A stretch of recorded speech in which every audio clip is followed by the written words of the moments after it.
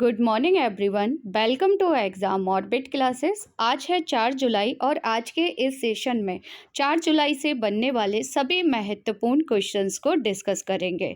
तो सबसे पहले नज़र डालते हैं आज की महत्वपूर्ण सुर्खियों पर। FATF के प्रमुख बने भारतीय मूल के टी राजा कुमार।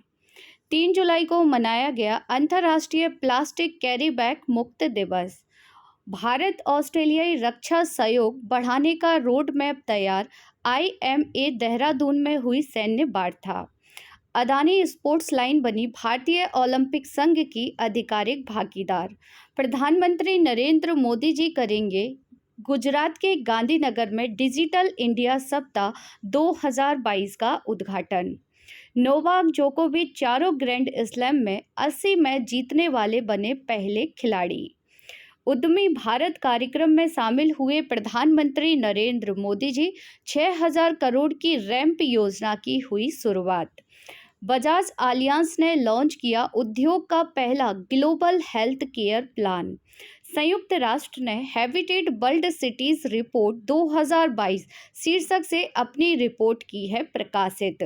भारत ने नेपाल को 75 एम्बुलेंस और 17 स्कूल बसें की भेंट। अब डिस्कस कर लेते हैं डिटेल से। फर्स्ट क्वेश्चन देखेंगे, फाइनेंशियल एक्शन टास्क फोर्स यानी कि FATF के नए अध्यक्ष कौन बन गए हैं? तो friends, financial action task force के नए अध्यक्ष बन गए हैं भारतीय मूल के सिंगापुर के रहने वाले टी राजा कुमार, जिन्हें आप सभी पिक में देख सकते हैं। फ्रेंड्स, आगामी परीक्षा के पॉइंट ऑफ व्यू से ये क्वेश्चन बहुत इंपॉर्टेंट है, याद रखिएगा।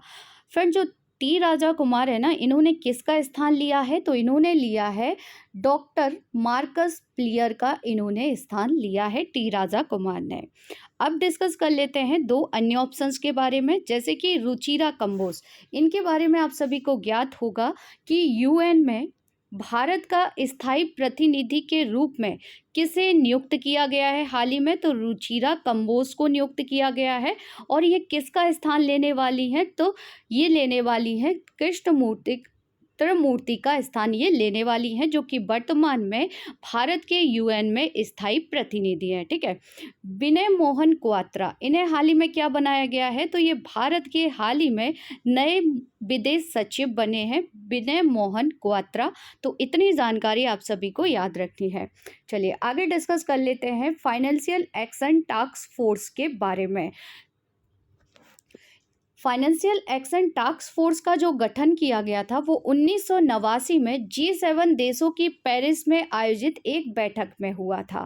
फ्रेंड्स, अब आप लोग कमेंट्स बॉक्स में बताइए कि हाल ही में G7 सम्मेलन कहाँ पर हुआ है, जिसमें प्रधानमंत्री नरेंद्र मोदी जी भी गए थे। ठीक है। FATF money laundering, terror funding जैसे मुद्दों पर दुनिया में विधायी और नियामक सुधार लाने के लिए आवश्यक राजनीतिक इच्छा शक्ति पैदा करने का काम करता है। और साथ ही याद रखेंगे कि यह व्यक्तिगत मामलों को नहीं देखता है। फ्रेंड्स, अक्सर आपने न्यूज़ में सुना होगा ग्रे लिस्ट और ब्लैक लिस्ट, वो कौन जारी करता है? तो फाइनेंशियल एक्शन टास्क फोर्स के द्वारा दो सूचियां जारी की जाती हैं, ग्रे लिस्ट और ब्लैक लिस्ट।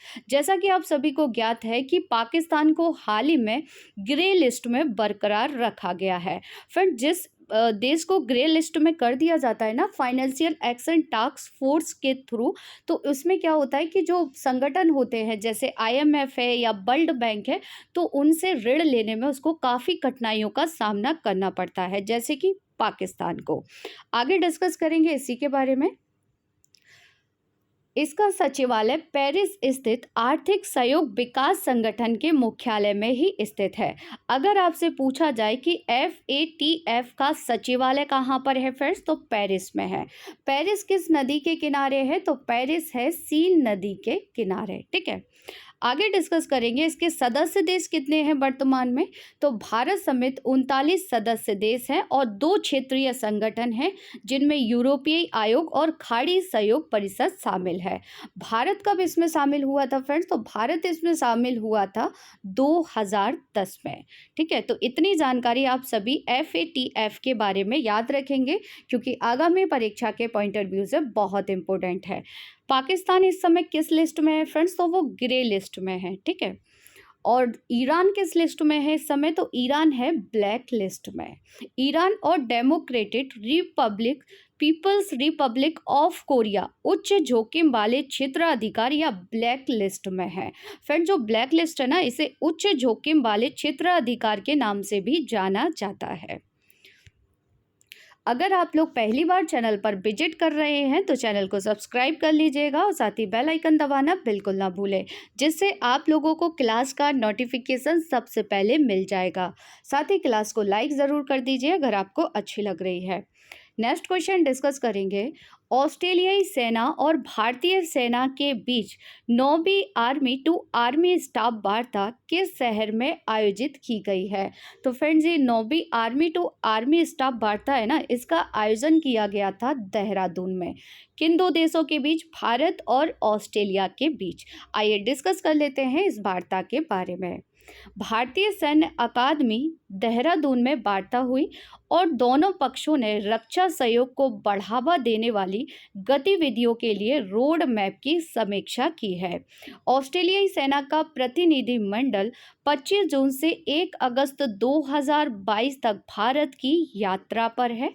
चलिए आगे डिस्कस कर लेते हैं latest current affair quick revision.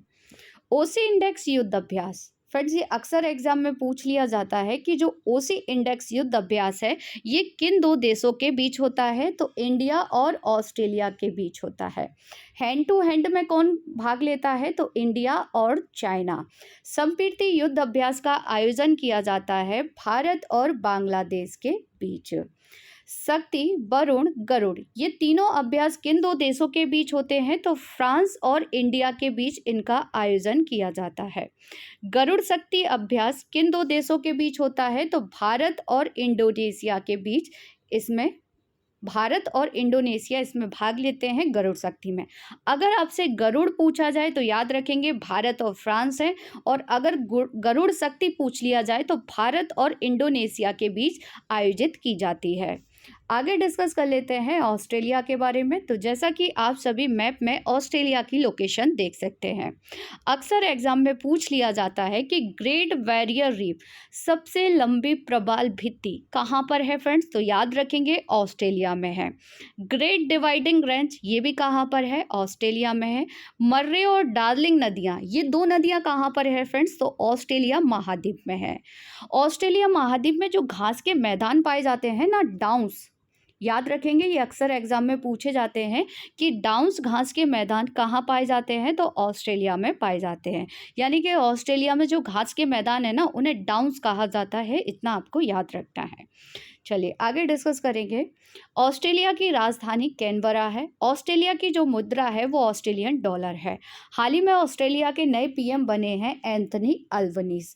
Mount कोजियस को कहाँ पर है फ्रेंड्स? तो याद रखेंगे ये ऑस्ट्रेलिया में है। एक पॉइंट आप सभी को याद होगा कि पेसिडोनिया ऑस्ट्रेलिस, जो कि दुनिया के सबसे लंबे पौधे की एक प्रजाति है, जिसकी खोज कहाँ पर की गई थी? तो ऑस्ट्रेलिया में की गई थी, और ये समुद्री घास की एक प्रजाति है, जैसे कि आप सभी इसे पिक में देख सकते हैं। इसमें चमकीली हरे रंग की पत्तियां होती हैं जो कि 80 सेंटीमीटर से भी लंबी हो सकती हैं, जिसकी खोज हाल ही में कहाँ पर की गई है? तो ऑस्ट्रेलिया में की गई है। नेक्स्ट क्वेश्चन देखेंगे। भारत की आज़ादी के 75 साल पूरे होने के प्रतीक के रूप में किस देश को 75 एम्बुलेंस और 17 स्कूल बसें भेंट की गई हैं? तो फ्रेंड्स, जो भारत के 75 साल के आज़ादी का जो प्रतीक मनाया जा रहा है ना, तो इसी के उपलक्ष्य में नेपाल को 75 एम्बुलेंस और 17 स्कूल बसें भेंट की गई हैं। किसके द्वारा? भारत के द्वारा। आइए डिस्कस कर लेते हैं इसके बारे में। अगर मैं आपसे पूछूं कि इस समय नेपाल में भारत के राजदूत कौन है फ्रेंड्स? तो याद रखेंगे नवीन श्रीवास्तव है।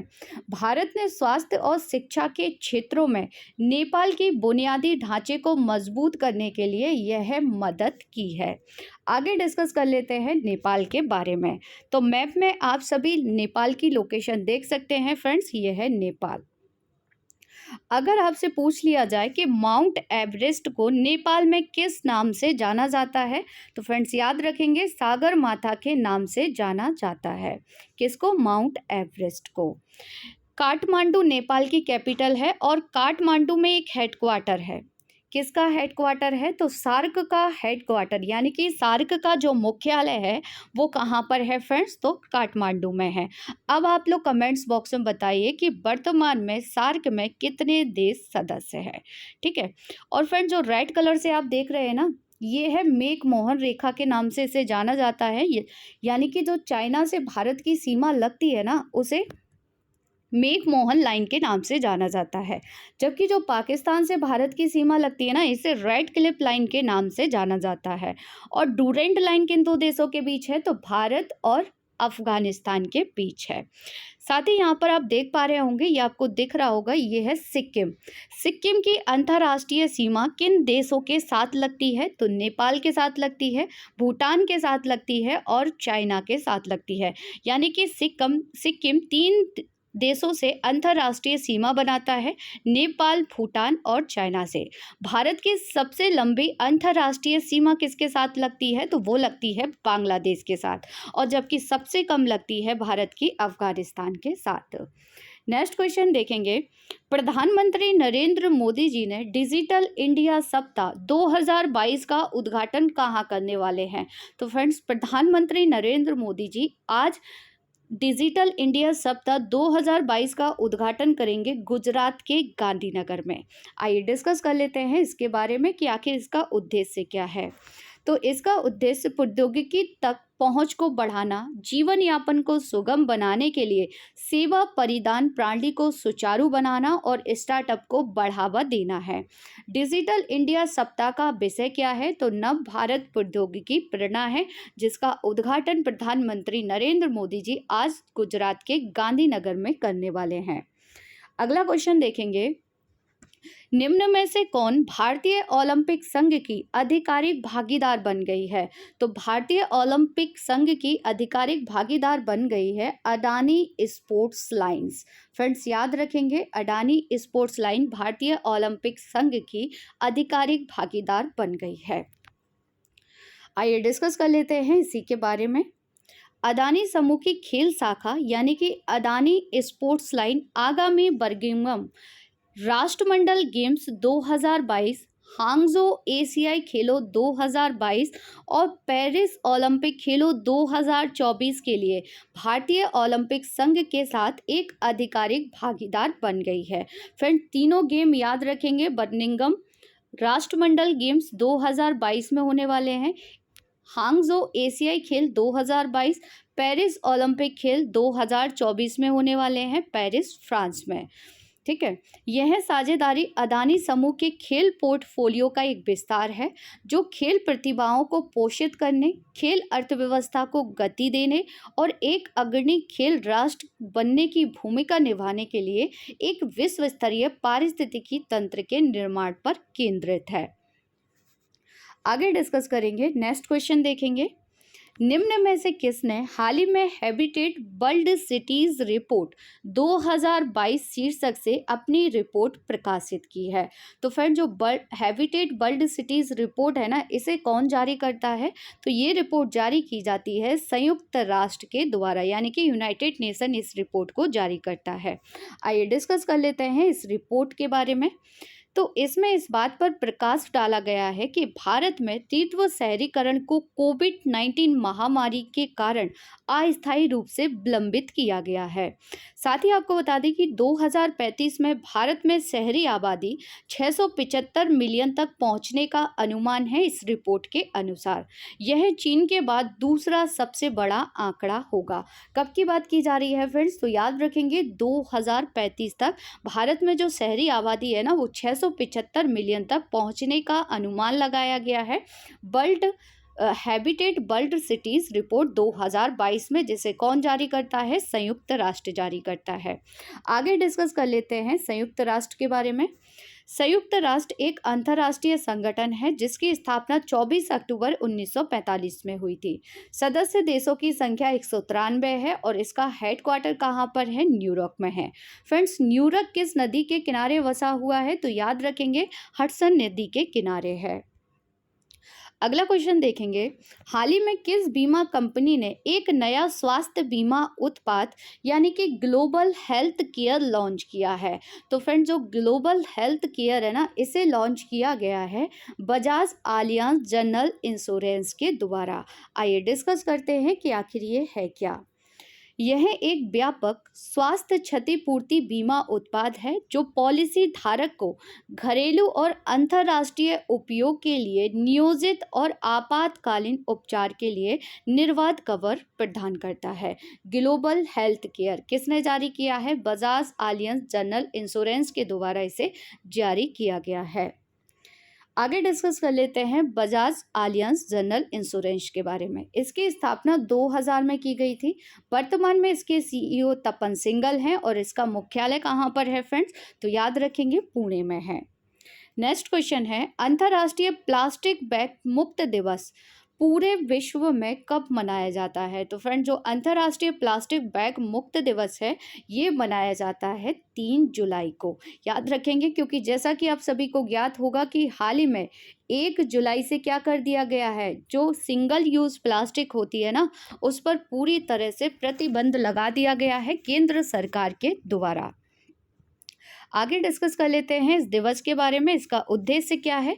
तो देशों को सिंगल यूज प्लास्टिक पर प्रतिबंध लगाने के लिए प्रोत्साहित करना है। सिंगल यूज प्लास्टिक ऐसे प्लास्टिक उत्पाद हैं जिन्हें एक बार इस्तेमाल करने के बाद फेंक दिया जाता है और इन्हें रिसाइकिल नहीं किया जा सकता। जैसा कि फ्रेंड्स आप सभी जानते होंगे कि कैरी बैग या प्लास्टिक बैग जो होते हैं ये सिंगल यूज प्लास्टिक है, मतलब एक बार यूज करने के बाद इन्हें दोबारा यूज नहीं किया जा सकता है। ठीक है, नेक्स्ट क्वेश्चन देखेंगे, निम्न में से किसने उद्यमी भारत कार्यक्रम में रैंप योजना का शुभारंभ किया है? तो फ्रेंड, जो रैंप योजना की जो शुरुआत की गई है ना, वो की गई है प्रधानमंत्री नरेंद्र मोदी जी के द्वारा। आइए डिस्कस कर लेते हैं इसके बारे में। पीएम मोदी ने एमएसएमई के प्रदर्शन को बढ़ाने के लिए 6000 करोड़ रुपए की योजना यानी कि raising and accelerating MSME performance ramp की शुरुआत की है। साथ ही आपको बता दें कि इसके साथ ही प्रोडक्ट ऑफ सर्विस के निर्यात को प्रोत्साहित करने के लिए पहली बार निर्यात करने वाले एमएसएमई निर्यातकों के क्षमता निर्माण की भी शुरुआत की गई है।